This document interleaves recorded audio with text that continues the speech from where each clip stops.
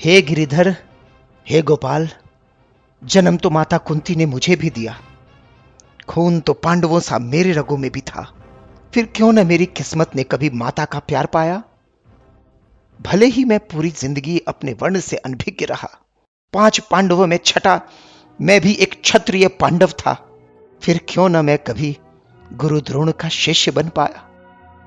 हे नारायण, हे वासुदेव, मेरी किस्मत का खेल तो देखो। जिंदगी के हर मोड़ पर मैंने हमेशा कुछ ना कुछ खोया। फिर गुरु से विस्मृति का श्राप और द्रौपदी स्वयंवर में अपमान मेरी ही किस्मत ने क्यों पाया।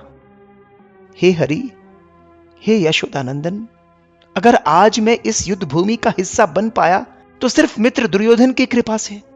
फिर पांडवों के विरुद्ध लड़ते देख क्यों दुनिया ने मुझे गलत पाया। हे अंगराज कर्ण, जीवन जीने का अधिकार तो मेरा भी था। फिर क्यों मेरे जन्म से पहले ही मृत्यु मेरा इंतजार कर रही थी।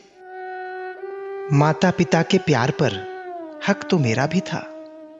फिर क्यों उनके कोमल स्पर्श से पहले ही मेरे भाग्य में मेरे ही मामा की कठोरता थी। निरापद बचपन गुजारने का अधिकार मेरा भी था अंगराज। फिर क्यों मेरे बाल्यावस्था में ही मुझे अपनी जिंदगी दांव पर लगानी पड़ी।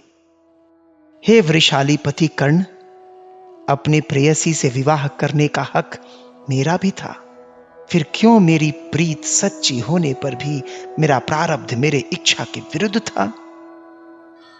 हे सूर्यपुत्र, हे दानवीर, अगर इस युद्ध में कौरवों ने जीत पाई तो इसका श्रेय तुम्हें जरूर मिलेगा, पर अगर अंत में पांडवों की जीत हुई तो इस यशोदानंदन को सिर्फ इस युद्ध को उकसाने का दोष मिलेगा।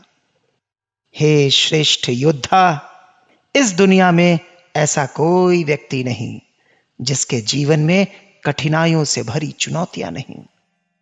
जिंदगी ने हमारे साथ कितना अनुचित किया, कितना अपमान किया, यह महत्वपूर्ण नहीं। अगर कुछ महत्वपूर्ण है तो उस समय हमने उन परिस्थितियों पर कैसी प्रतिक्रिया दी, यह महत्वपूर्ण है। जीवन में यदि कुछ सत्य है तो वो है धर्म। जिंदगी भले जितनी भी कठोर हो, हमें हमेशा धर्म पर ही चलना चाहिए, हमेशा धर्म पर ही चलना चाहिए।